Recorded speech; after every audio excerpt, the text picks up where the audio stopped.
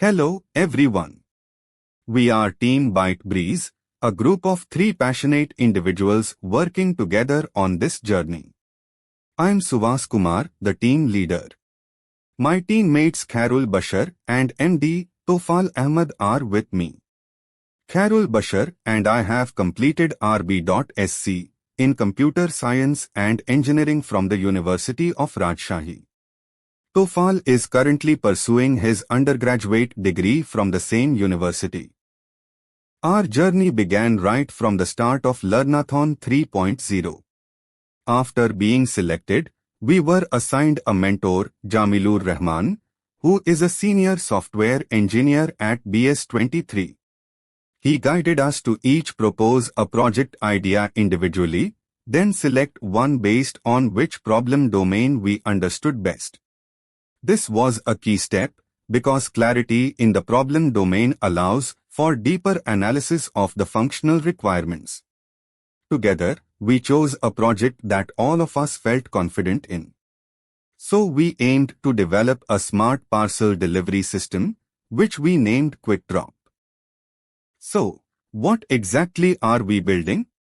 We are developing a parcel delivery management system where individuals or e-commerce sellers can easily book parcel deliveries.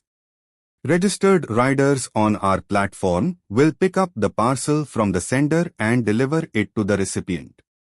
This helps customers save valuable time, while riders get a meaningful way to earn their livelihood. So, let's talk about our journey. Our system involves 3 main users. Customer who sends the parcel. Rider who delivers the parcel. Admin, the super user managing the system. The flow is simple. A customer books a parcel by providing required information and completing the payment. A rider accepts the request, picks up the parcel from the specified location and delivers it. We've also illustrated this flow through 2 diagrams that outline the core features of our first MVP. We followed a structured software development life cycle. Starting from planning, we moved through analysis, design, development, testing, deployment, and finally, maintenance. During the planning and analysis phase, we gathered both functional and non-functional requirements. Functional requirements helped define the core features necessary to achieve user goals, while non-functional requirements outlined how the system should perform, covering aspects such as performance, security, scalability, and usability. Once the requirements were clear, we organized the system into different modules based on use case scenarios. For example, all customer-related features are encapsulated in the customer module, rider functionalities in the rider module, and so on. As per our team size, projected user base, and project timeline, we decided on a monolithic architecture for its simplicity and ease of management. For our database, we selected PostgreSQL, valuing its robustness, reliability, and strong support for complex queries and transactions. We divided our design process into 2 parts, high-level and low-level design. In the high-level design phase, we created diagrams like use case and sequence diagrams. In the low-level design phase, we focused on activity diagrams, class diagrams, and database schema diagrams to detail out the internal workings of the system. Let's begin with our use case diagram. It highlights the core functionalities for each user. A customer can register, log in, book parcels, process payments, and track parcel statuses. A rider can register, complete onboarding, update availability, accept parcel requests, and update delivery status. The admin has access to high-level system features such as logging in, approving rider onboarding requests, and viewing system statistics. This is the rider activity diagram. A rider first registers on the system. Once registered, they can submit an onboarding form to request approval. If approved by the admin, the rider gains full system access. They can view active parcel delivery requests, accept them, and update delivery status as the parcel progresses from pickup to in transit to delivered. Similarly, the customer activity diagram shows the user flow for a customer. After successful registration and login, the customer can access a dashboard. From there, they can book parcels by providing parcel details and making payment. They can also track current parcel statuses and view past booking histories. Here's our class diagram, which outlines the structure of our system, showing class hierarchies and relationships between the main components. Our entity relationship diagram represents a normalized database designed to reduce redundancy and ensure data consistency. The database is structured to be scalable as our system grows. Once design was finalized, we broke down each functionality and identified dependencies between them. We created a work breakdown structure, WBS, listing tasks and subtasks with unique IDs, related modules, dependencies, and priorities. We evaluated several project management tools, including Jira, Trello, and Asana. Considering our needs, we chose GitHub projects to manage our workflow. Since our want to host our codebase on GitHub, GitHub Project Management Board offered seamless integration, smoother collaboration, zero additional cost. This choice helped us stay organized without disrupting our development process. We transferred all WBS tasks into GitHub projects as issues. Initially, every task was marked as backlog for prioritization and sprint planning. We used the trunk-based branching strategy for version control. Developers worked on small, incremental changes. Frequent merges into the main branch ensured continuous integration. This minimized merge conflicts and improved team collaboration. It also helped us deliver features faster and more reliably. Next, we selected a development methodology. Given the need for iterative progress and feedback, we adopted the agile methodology.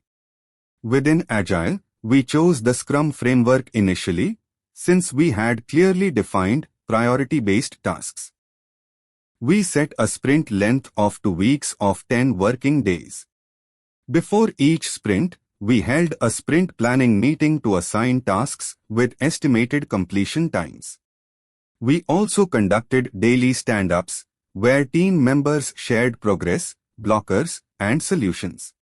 At the end of each sprint, we held sprint retrospectives to reflect on what went well, what didn't, and how accurately we estimated our work.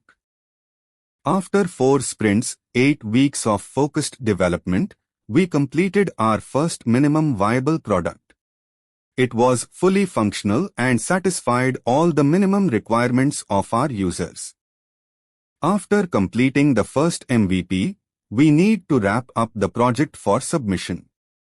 At this stage, we shifted focus to bug fixing, security improvements, and code quality.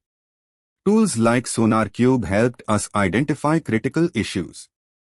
Since tasks started arising unpredictably, we transitioned from Scrum to Kanban as recommended by our mentor. Kanban allowed us to handle and prioritize tasks as they appeared. As we refactored our codebase, new problems emerged. Modifying core components like service or controller layers often broke existing features. This highlighted the importance of testing. We explored several testing types, including unit testing, integration testing, smoke testing, regression testing, and more. We started with unit testing and planned to incorporate the others in future releases. For unit testing, we examined individual components, identified input variations, and defined expected outputs. We wrote test cases to validate each component. After refactoring, we relied on unit tests to ensure the component behavior remained consistent and correct. This approach gave us confidence that our changes didn't break existing functionality. To ensure high code quality and consistency, we integrated SonarQube for static code analysis. We set up a CI/CD pipeline that automatically analyzes the codebase, runs unit tests, and generates test reports. These reports are pushed to Sonar Cloud, which provides valuable insights such as issue detection, code smells, test coverage, uncovered lines, etc. This setup allows us to continuously monitor and improve our code quality. Throughout our journey, we encountered several technical and team-based challenges. Complex entity relationships required intricate SQL joins. Implementing role-based access control was tricky and error-prone. Error handling and input validation demanded careful design. Maintaining clean, modular code was a continuous effort.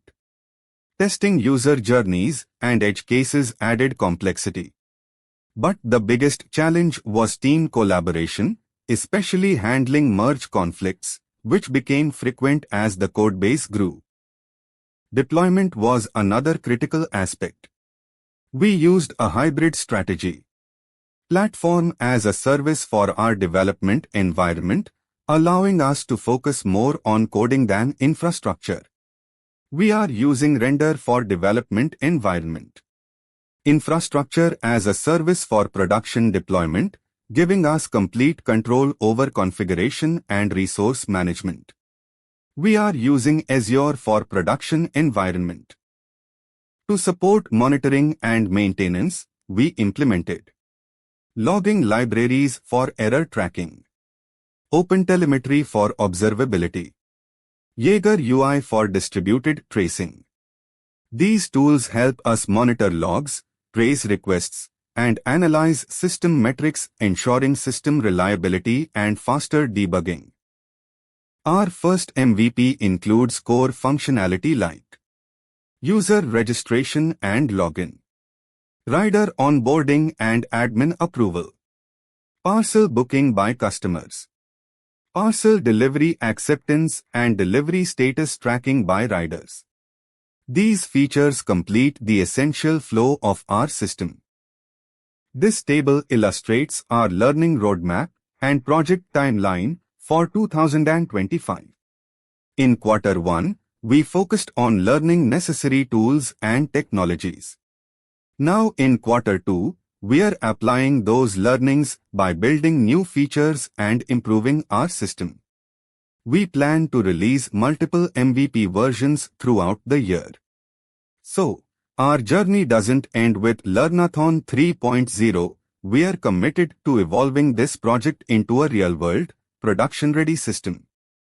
Looking ahead, we have ambitious plans to implement AI-powered features like route optimization and predictive delivery time, personalized user experiences, OTP verification and GPS-based real-time tracking, instant messaging between rider and customer.